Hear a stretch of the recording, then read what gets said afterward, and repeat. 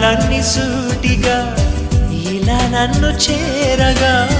సుదూరాల తారక సమీపాన వాలగా లేనే లేదు ఇంకే కోరిక నువ్వంటే నాకిష్టమని అన్నది నా ప్రతి శ్వాస నువ్వేలే నా లోకమని అన్నది నా ప్రతి ఆశ